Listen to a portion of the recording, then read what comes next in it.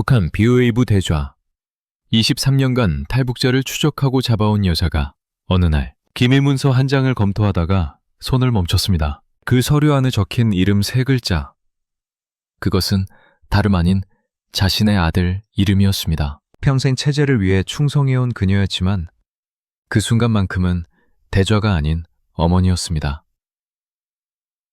탈북자를 잡던 그녀가 결국 스스로 강을 건너기로 결심하게 된 이유는 무엇이었을까요? 그리고 그 결심 뒤에는 또 어떤 이야기가 기다리고 있었을까요? 지금부터 그 이야기를 들려드리겠습니다. 이 영상이 도움이 되셨다면 구독과 좋아요 부탁드립니다. 여러분의 관심이 더 많은 탈북민들의 진실된 이야기를 전할 수 있는 힘이 됩니다. 그 모든 것은 이렇게 시작되었습니다. 제가 보위부 간부로 일하던 시절, 저는 스스로가 선택받은 사람이라고 믿었습니다. 아니, 믿도록 훈련받았다는 표현이 더 정확하겠죠. 평양 모란봉구역 간부 아파트 5층. 창문을 열면 대동강이 보이는 그 집에서 저는 매일 아침 6시에 일어났습니다. 철민이 아직 자고 있는 걸 확인하고 군복 단추를 하나하나 채우면서 거울을 봤습니다. 대좌 계급장이 달린 어깨를 보면서 저는 생각했어요. 이만하면 남편 목까지 살아냈다고. 이만하면 됐다고. 여러분도 아시다시피 북한에서 여자가 보위부 대좌 자리까지 오른다는 건 보통 일이 아닙니다. 저는 25세 이 길에 들어섰습니다. 남편이 인민군 훈련 중 사고로 세상을 떠났을 때 철민이는 겨우 3살이었고 저는 밥 한 그릇 제대로 얻어먹으려면 더 높이 올라가야 한다는 걸 몸으로 알았습니다. 우리나라도 예전에 여자 혼자 자식 키우는 게 보통 일이 아니었잖아요. 북한이라고 다를 게 없었습니다. 다만 거기선 줄이 밥줄이고 줄을 잡으려면 체제에 충성하는 수밖에 없었습니다. 퇴근길이 생각납니다. 11월의 평양은 해가 빨리 집니다. 청사를 나서면서 차가운 바람이 얼굴을 치는데 저는 그 바람이 나쁘지 않았어요. 집에 가면 아들이 기다리고 있었으니까요. 그 시절 철민이는 22살이었는데 군 배속을 앞두고 집에서 대기 중이었습니다. 제가 문을 열면 엄마 왔어 하고 부엌에서 고개를 내밀었습니다. 별것 아닌 장면이지만 저는 그게 좋았어요. 그 애가 살아서 집에 있다는 것, 밥 냄새가 난다는 것, 그것만으로도 하루가 괜찮았습니다. 체제에 대한 의심이요? 그때는 없었습니다. 아니, 없다고 생각했습니다. 가끔 이상한 것들이 눈에 띄어도 저는 애써 다른 데를 봤습니다. 그게 간부로 사는 방법이었으니까요. 마치 옆집에서 무슨 소리가 나도 못 들은 척하는 것처럼 저도 그렇게 살았습니다. 그런데 말이죠. 못 본 척한다고 없어지는 건 아닙니다. 균열은 소리 없이 시작되고 있었습니다. 저도 모르는 사이에 그날 제 손이 떨렸습니다. 23년 동안 보위부 간부로 살면서 저는 손이 떨린 적이 없었습니다. 타우틀 든 날도, 공개 재판을 참관한 날도, 남편의 사망 통보를 받은 날도. 그런데 그날은 달랐습니다. 서류 한 장을 읽다가 제 손이 스스로 멈췄습니다. 심장도 같이 멈추는 것 같았습니다. 때는 2023년 늦가을이었습니다. 평양의 가을은 짧습니다. 모란봉 단풍이 채 지기도 전에 찬바람이 불어오고 대동강에 안개가 깔리기 시작하면 곧 겨울이 왔습니다. 저는 그날도 평소처럼 청사 5층 집무실에서 문서 더미를 검토하고 있었습니다. 비밀 등급이 붙은 서류들, 저한테는 늘 있는 일이었습니다. 펜을 들고 읽고 결제하고 넘기고 그 반복이 제 하루였습니다. 그런데 그 문서 안에서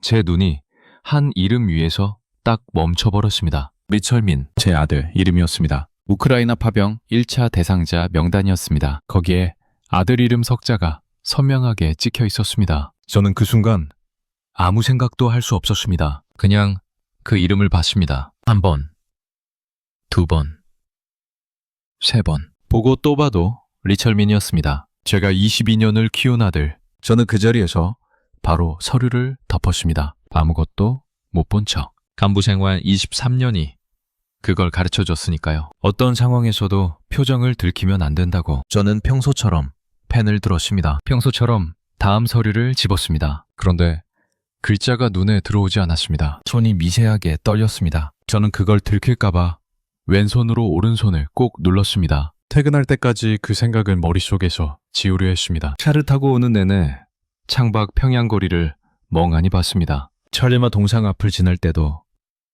승리거리에 불빛들이 켜질 때도, 평소엔 그냥 지나쳤을 풍경들이 그날은 다 낯설게 보였습니다. 집에 돌아와서였습니다. 철민이가 부엌에서 라면을 끓이고 있었어요. 등을 돌리고 서 있는 그 뒷모습을 보는데 제 머릿속에 문서의 글자들이 다시 떠올랐습니다. 우크라이나, 파병, 위철민. 그 애는 아무것도 모르고 냄비를 젓고 있었습니다. 22살짜리 아들이, 제가 낳고 기르고 혼자서 키운 아들이. 엄마 왔어?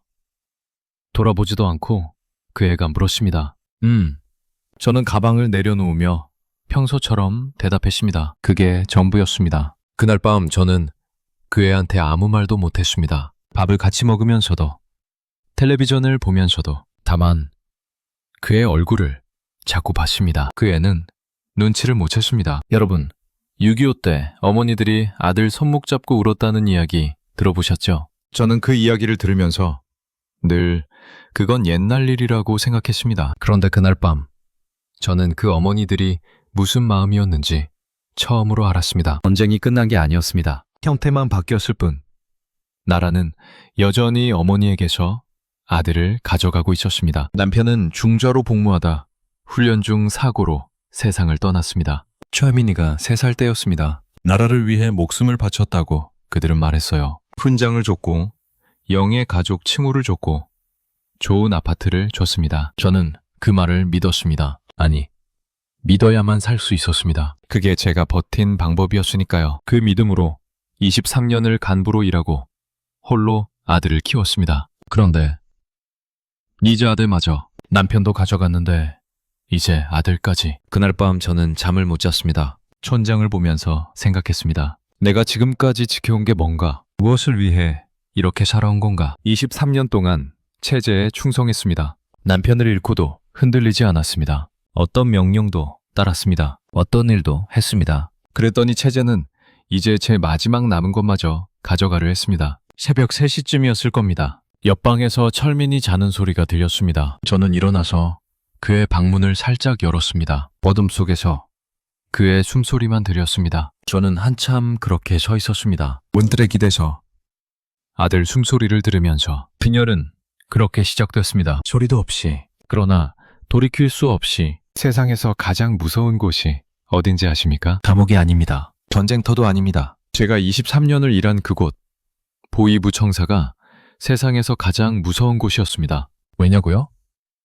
거기서는 모두가 모두를 감시하기 때문입니다. 검료가 적이고 상관이 감시자이고 부하가 밀고자입니다. 옆자리에 앉아서 같이 밥 먹는 사람이 어제 내가 한 말을 오늘 위에 보고할 수 있습니다. 저도 그 시스템 안에 있었고 저도 그 역할을 했습니다. 그런데 이제 그 시스템이 저를 향하고 있었습니다. 파병 명단을 본 다음 날부터 저는 극도로 조심했습니다. 아무것도 모르는 척, 평소처럼 웃고, 평소처럼 보고하고, 평소처럼 결제하고, 평소처럼 동료들과 이야기했습니다. 그런데 속으로는 머리가 쉴 새 없이 돌아가고 있었습니다. 어떻게 하면 철민이를 그 명단에서 뺄 수 있을까? 어떻게 하면 이 상황을 바꿀 수 있을까? 며칠이 지난 어느 점심이었습니다. 군의 식당에서 같은 부서 리동철 부부장과 마주 앉았습니다. 리동철은 저보다 직급은 낮지만 상부 눈치를 잘 보는 사람이었습니다. 우리는 늘 그래왔던 것처럼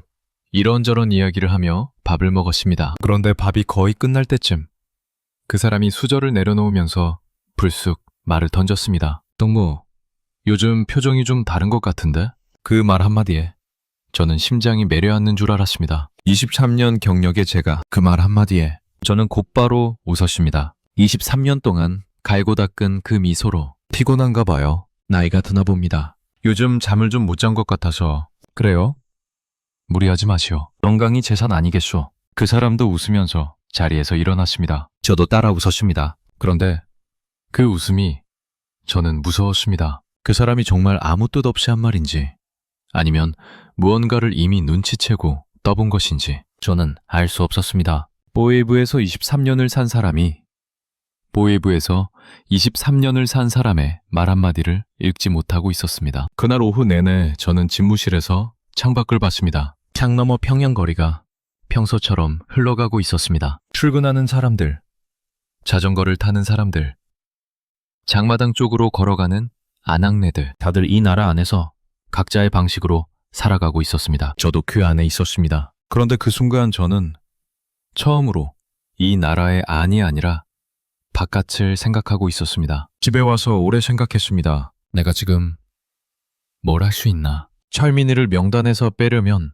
상부에 청을 넣어야 하는데 그러면 내가 그 문서를 봤다는 걸 드러내는 꼴이 됩니다. 간부가 아들 파병을 막으려 했다는 것 자체가 의심을 삽니다. 그 의심이 조사로 이어지고 조사 과정에서 매 다른 것들이 드러나고 그게 다시 철민이한테까지 미치면 오히려 더 나쁜 상황이 됩니다. 보웨이브에서 23년을 일한 저는 그 수순을 너무 잘 알았습니다. 제가 직접 그 수순을 밟아온 적이 있으니까요. 여러분, 아파트 위층에서 매일 쿵쿵 소리가 나도 관리사무소에 신고 못하는 경우가 있잖아요. 괜히 나서다가 더 큰일이 생길까봐. 이렇게도 해보고 저렇게도 생각해봐도 출구가 없는 그 느낌. 북한에서의 삶이 딱 그랬습니다. 다만 거기선 그 결과가 단순히 불편함이 아니라 생사였습니다. 파병 출발일이 구체적으로 좁혀지기 시작한 건 그로부터 한 달 뒤였습니다. 어느 날 인사 담당 부서에서 공문이 내려왔습니다. 배속 부대 지정, 출발 전 집중 훈련 일정, 신체 검사 날짜, 서류 한 장에 다 적혀 있었습니다. 저는 그 공문을 손에 쥔 채 집무실 창가에 오래 서 있었습니다. 가깝거리에 첫눈이 내리고 있었습니다. 평양의 첫눈은 항상 조용히 왔습니다. 그날도 그랬습니다. 그때 제 머릿속에 한 가지 생각이 떠올랐습니다. 도망. 23년 동안 탈북자를 잡던 제가 처음으로 그 단어를 생각했습니다. 그 단어가 떠오르는 순간 저는 스스로가 무섭기도 했고 또 한편으로는 이상하게 마음이 가라앉기도 했습니다. 이미 결심이 시작된 것인지도 몰랐습니다. 그때는 몰랐지만 지금 돌이켜보면 그 순간이 시작이었습니다. 결심은 생각보다 조용히 왔습니다. 눈물도 없었고 극적인 순간도 없었습니다. 어느 새벽 잠에서 깨어 천장을 바라보다가 저는 그냥 알았습니다. 더 이상 여기서는 안 된다고. 남편은 이미 이 나라에 바쳤습니다. 아들까지는 안 됩니다. 그건 제가 허락할 수 없었습니다. 어떤 체제도, 어떤 명령도, 어떤 수령도 제 아들만큼은 제가 지켜야 했습니다. 그게 어머니니까요. 파병 출발 확정 통보가 떨어진 날 밤이었습니다. 석 달 뒤 출발. 그 날짜가 이제 공식 문서에 찍혔습니다. 더 이상 번복될 가능성은 없었습니다. 저는 퇴근하자마자 집에 와서 한동안 부엌에 서 있었습니다. 아무것도 하지 않고 그냥 서서 생각했습니다. 그날 밤 늦게 저는 철민이를 불러 앉혔습니다. 부엌 식탁, 형광등 불빛 아래 우리 둘이 마주보고 앉았습니다. 철민이는 무언가를 눈치챘는지 들어오자마자 아무 말 없이 앉았습니다. 그 애는 원래 말이 없는 편이었습니다. 아버지를 일진 여이고 엄마가 늘 바빴으니 혼자 크다시피 했습니다. 그래서 그런지 어릴 때부터 눈치가 빨랐습니다. 저는 한참 말을 못했습니다. 어디서부터 어떻게 시작해야 할지 몰랐습니다. 23년 동안 수많은 사람들 앞에서 말을 해온 제가 아들 하나 앞에서 말문이 막혔습니다. 엄마가 할 말이 있어. 우리 떠나야 할 것 같아. 철민이가 잠깐 저를 봤습니다. 그 눈빛에 이미 뭔가 알고 있다는 기색이 있었습니다. 어디로? 남쪽으로. 길고 긴 침묵이었습니다. 형광등이 미세하게 윙윙거리는 소리만 들렸습니다. 철민이는 식탁 위에 놓인 자기 손을 내려다보고 있었습니다. 저는 그 애가 뭐라고 할지 몰라서 숨을 참았습니다. 화를 낼 수도 있었습니다. 겁을 먹을 수도 있었습니다. 아니면 그럴 줄 알았다고 할 수도 있었습니다. 한참 후에 그 애가 고개를 들었습니다. 엄마가 결정했으면 나도 따라가. 저는 그 말을 듣고 더 이상 아무 말도 못했습니다. 그냥 일어나서 밥을 더 퍼줬습니다. 어머니가 할 수 있는 게 그것밖에 없었으니까요. 그 애는 말없이 받아서 먹었습니다. 우리 둘이 그렇게 밥을 먹었습니다. 아무 말 없이. 그런데 그 밥자리가 평생 먹은 밥자리 중에 가장 무거웠습니다. 그날부터 저는 준비를 시작했습니다. 철저하게, 그리고 혼자서 수년간 모아둔 달러와 위안화를 꺼냈습니다. 외화상점에서 근무하는 지인에게 조금씩 바꿔둔 것들이었습니다. 비상용으로 늘 보관해두던 돈이었는데 이렇게 쓰게 될 줄은 몰랐습니다. 보웨이브 간부 신분증은 국경 인근까지 이동하는데 마지막으로 한 번만 쓰기로 했습니다. 출장 명목의 공문서도 제가 직접 작성했습니다. 23년 동안 배운 것들이 이렇게 쓸 줄은 몰랐지만 이상하게 손이 흔들리지 않았습니다. 이건 해야 하는 일이었으니까요. 루트도 생각해뒀습니다. 양강도 해산 쪽이 그나마 강폭이 좁습니다. 저는 그쪽 지형을 누구보다 잘 알았습니다. 탈북자들을 잡으러 여러 번 다녀온 곳이었으니까요. 그 길을 이제 반대 방향으로 가게 됐습니다. 떠나기 이틀 전 저는 혼자 어머니 산소에 갔습니다. 평양 외곽 야산에 있는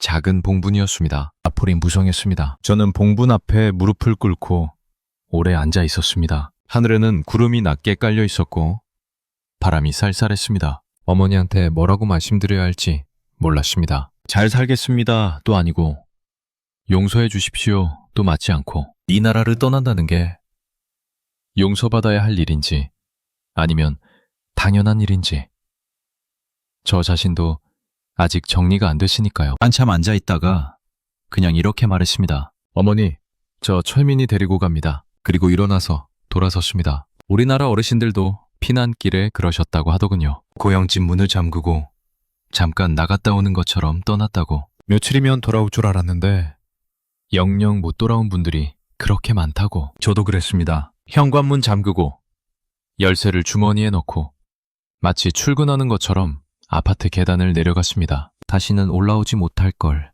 알면서. 어머니는 울지 않았습니다. 울 여유가 없었습니다. 울면 아들이 볼 테니까요. 새벽 1시 40분 양강도 해산 인근 이름도 없는 강가 풀숲 속에 저와 철민이는 웅크리고 있었습니다. 칠흑 같은 어둠이었습니다. 눈도 제대로 뜨기 힘들 만큼 짙은 어둠. 강 건너 중국 땅에서 간간히 불빛이 보였습니다. 인가의 불인지 순찰대의 불인지 알 수 없었습니다. 폭은 그리 넓지 않았습니다. 아마 50m도 안 됐을 겁니다. 그러나 그 폭이 저에게는 은하수처럼 느껴졌습니다. 넘을 수 없는 거리처럼. 저는 그때 군복을 벗었습니다. 풀숲 속에서 짐 보따리를 열어 낡은 속옷을 꺼냈습니다. 평민들이 입는 허름한 옷이었습니다. 성양 장마당에서 미리 구해둔 것이었어요. 저는 군복 상의를 벗으면서 잠깐 그걸 손에 쥐고 바라봤습니다. 어깨 위에 대좌 계급장 23년이 거기 있었습니다. 남부 시절의 모든 날들이 그걸 풀숲 깊은 곳에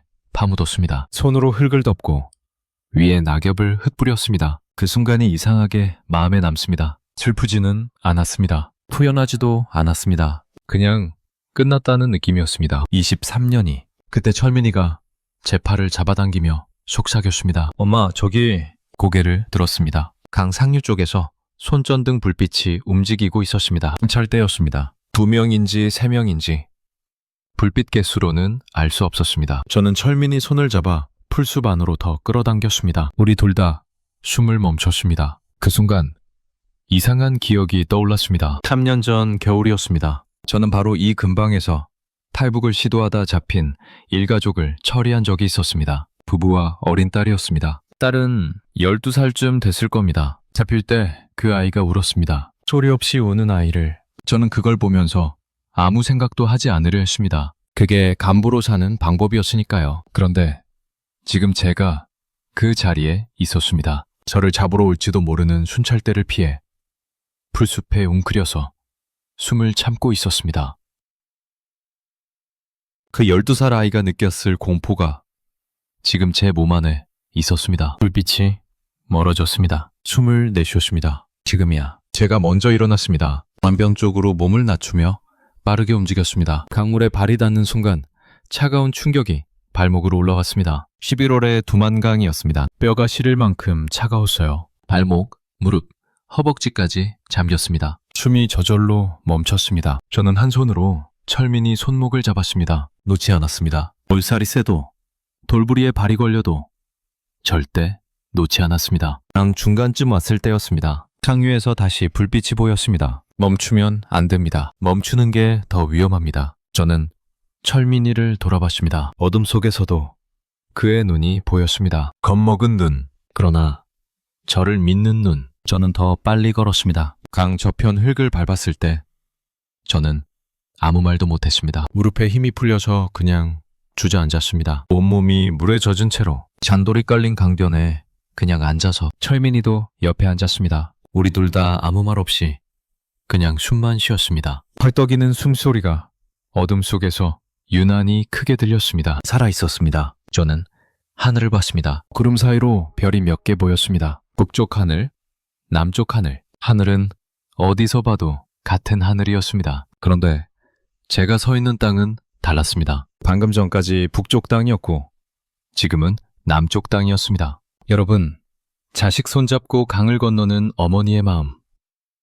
말로는 다 못합니다. 6.25 때 우리 어머니들이 아이들 없고 한강을 건넌 이야기. 저 그 이야기를 평생 남의 이야기로만 들었습니다. 그런데 그날 밤 처음으로 제 이야기가 됐습니다. 어머니들은 왜 그 강을 건넜을까? 아이를 살리려고 건넜을 겁니다. 저도 그래서 건넜습니다. 왜 저는 그렇게 그 강에서 사라졌습니다. 중국 땅에 발을 딛고 처음 든 생각이 뭔지 아십니까? 이제 살았다. 그랬습니까?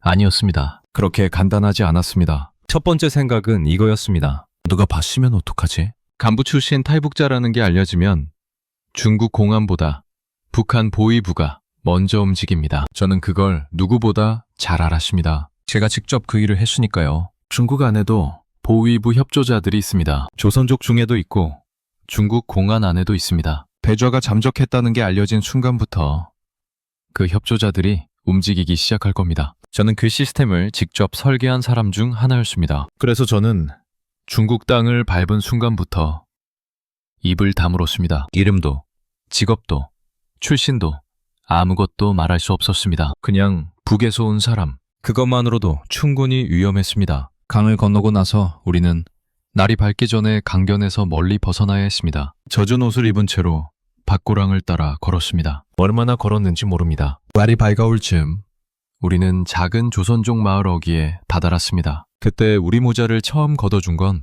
70대 할머니였습니다. 조선족 할머니셨는데 새벽에 물 길러 나왔다가 풀숲에 웅크린 우리를 보셨대요. 젖은 옷에 흑투성이 얼굴로 쭈그려 앉은 우리를 보고 놀라셨을 텐데 그냥 손짓으로 따라오라 하셨습니다. 군말 없이 왜 왔냐고도 묻지 않으셨습니다. 다 알면서 모르는 척 해주신 거겠죠. 그 할머니 집 부엌에서 처음 먹은 밥이 아직도 생각납니다. 조선족식으로 지은 흰쌀밥에 깍두기, 아무 말 없이 밥상을 내미시는데 저는 그게 왜 그렇게 눈물이 나던지요. 밥알을 씹으면서 저도 모르게 눈물이 흘렀습니다. 평양에서 저는 외화 상점에서 비싼 것만 먹었습니다. 간부 대접을 받으며 살았습니다. 그런데 그 할머니 밥 한 그릇이 행주 냄새. 나는 그 작은 부엌에서 먹은 그 밥이 평생 먹은 밥 중에 제일 따뜻했습니다. 철민이도 눈물을 흘렸습니다. 그 애는 밥 먹다가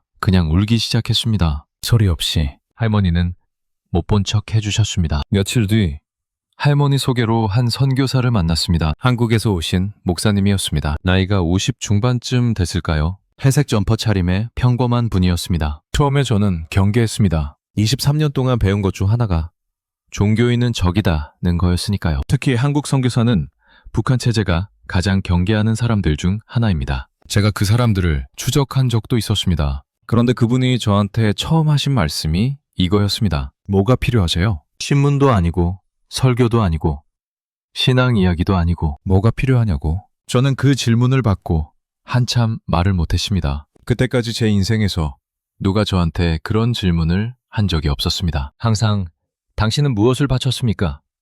당신은 무엇을 할 수 있습니까? 였지. 당신은 무엇이 필요합니까? 가 아니었으니까요. 그 질문이 낯설어서 오히려 눈물이 날 뻔했습니다. 목사님의 도움으로 우리는 안전한 곳에 머물 수 있었습니다. 저는 근처 식당에서 일을 시작했습니다. 새벽 4시에 나가 채소 다듬고 오전 내내 설거지하고 점심 손님 받고 저녁까지 일하고 밤 10시에 들어왔습니다. 대좌 출신이 행주 짜고 있는 거죠. 처음엔 손이 안 움직였습니다. 이 손으로 평생 해온 일이 다른 것들이었으니까요. 결제하고 지시하고 문서에 도장 찍는 손이었습니다. 그런데 그 손으로 이제 파처럼 팔을 다듬고 그릇을 닦았습니다. 몸은 힘들었지만 이상하게 머리는 점점 맑아졌습니다. 그리고 어느 날 설거지를 하다가 문득 그 생각이 들었습니다. 내가 잡아들인 탈북자들도 이런 곳에서 이렇게 살았겠구나. 중국 식당 어딘가에서 이름을 숨기고 말도 잘 못 통하면서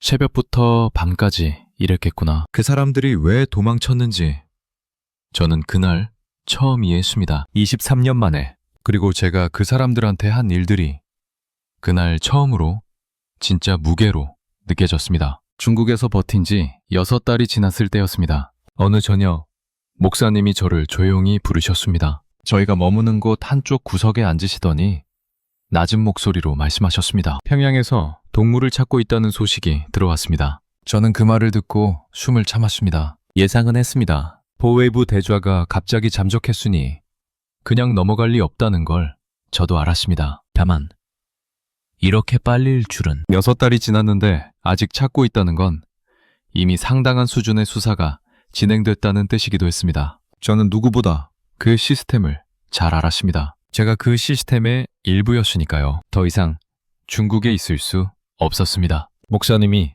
루트를 알아봐 주셨습니다. 운남성 쿤민에서 미얀마로 넘어가고 거기서 태국 방콕으로 가서 한국 대사관에 가는 경로였습니다. 그 길을 먼저 간 사람들이 있다고 하셨습니다. 험하지만 사람들이 다니는 길이라고. 브로커 비용이 상당했습니다. 제가 가진 돈의 거의 전부였습니다. 그러나 저는 망설이지 않았습니다. 철민이만 안전하다면 돈은 문제가 아니었습니다. 출발하기 전날 밤 저는 목사님께 감사 인사를 드렸습니다. 그분은 손을 저으시며 그냥 웃으셨습니다. 뭔가 말씀하고 싶었는데 아직도 어떤 말이 맞는지 모르겠습니다. 그냥 오래 그 손을 잡고 있었습니다. 운남성까지는 버스로 이틀이 걸렸습니다. 버스 안에서 저는 잠을 자지 않았습니다. 창밖을 봤습니다. 중국 남쪽 풍경은 북한이나 연변과는 완전히 달랐습니다. 산이 높고 기이하게 생겼으며 길가에 아열대 식물들이 자라고 있었습니다. 저는 그 낯선 풍경을 보면서 생각했습니다. 내가 지금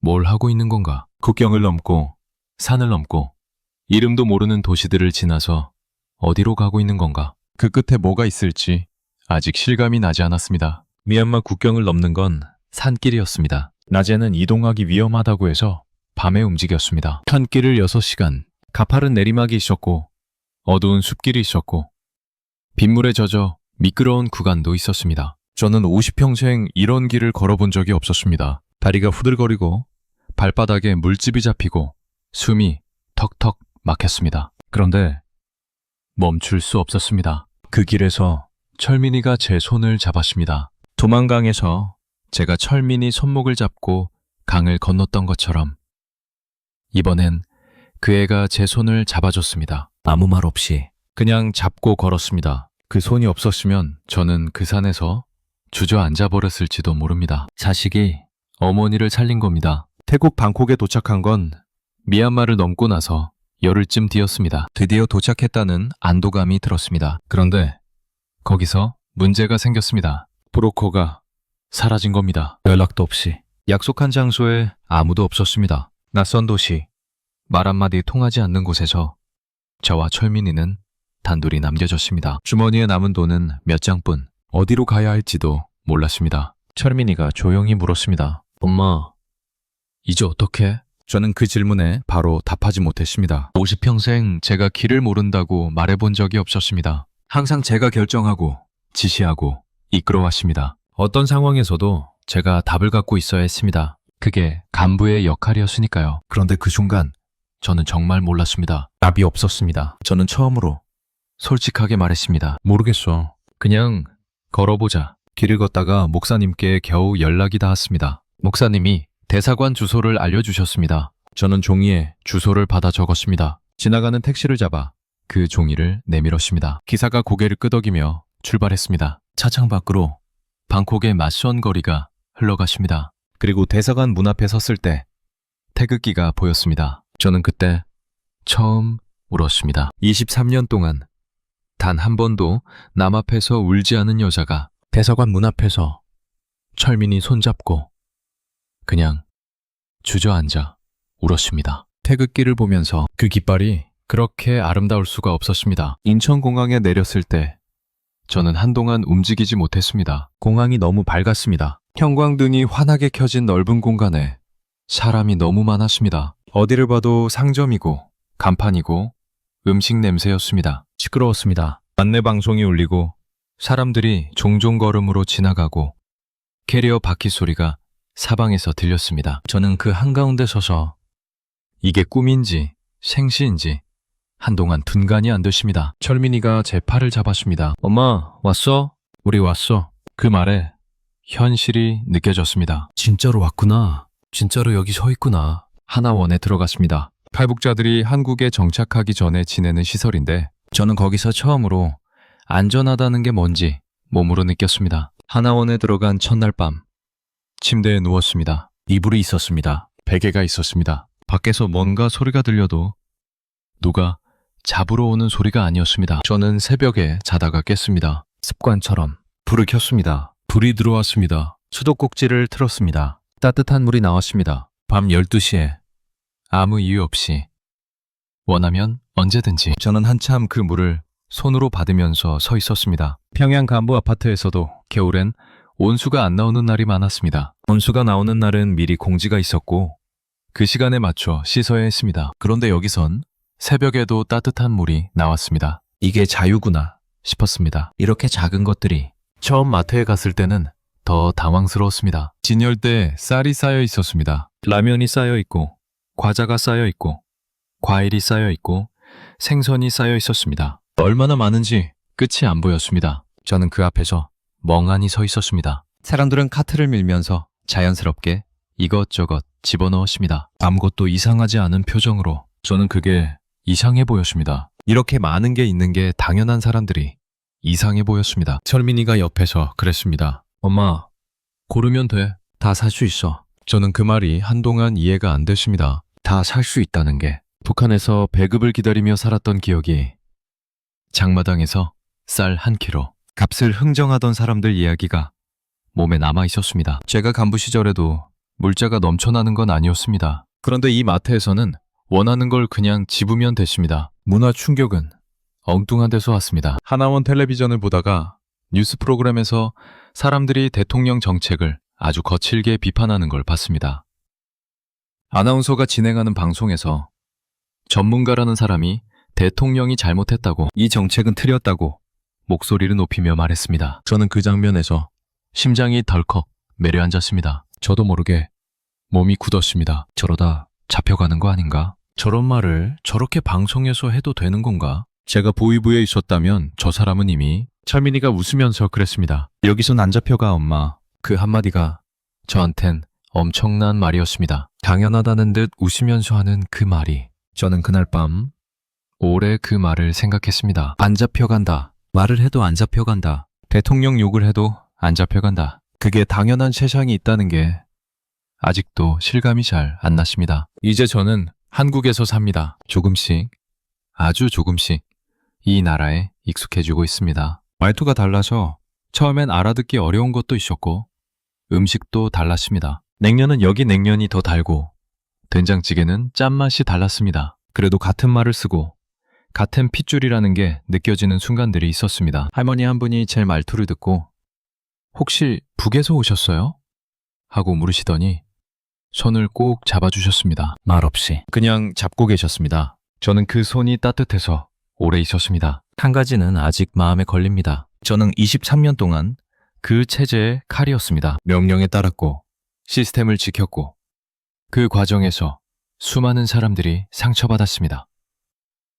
그 사람들이 지금 어디에 있는지 저는 모릅니다. 살아있는지도 모릅니다. 저는 그 사람들에게 직접 미안하다는 말을 할 수 없습니다. 그게 지금 제 가장 큰 짐입니다. 이 자유가 마냥 편하지 않은 이유이기도 합니다. 남편 생각도 합니다. 중저로 살다간 그 사람, 이 나라에 왔다는 걸 알면 뭐라고 할까요? 배신이라고 할까요? 아니면 잘했다고 할까요? 저는 모릅니다. 다만 철민이가 지금 여기서 자유롭게 살고 있습니다. 그거면 됐다고 생각하기로 했습니다. 그게 그 사람도 원했을 거라고 믿고 싶습니다. 북에 있는 사람들을 두고 왔습니다. 물건을 두고 온 게 아닙니다. 이름 아는 사람들, 얼굴 아는 사람들을 두고 왔습니다. 저 혼자 나와서 저만 자유로운 것이 아직 편하지 않습니다. 그 사람들도 언젠가 자유로운 날이 오기를 저는 매일 바랍니다. 우리 세대에 살아있는 동안에 통일을 볼 수 있다면 저는 다시 그 땅을 밟고 싶습니다. 어머니 산소에 가서 이렇게 말씀드리고 싶습니다. 어머니, 저 잘 살고 있습니다. 철민이도 잘 있습니다. 그날이 오기를 기다립니다.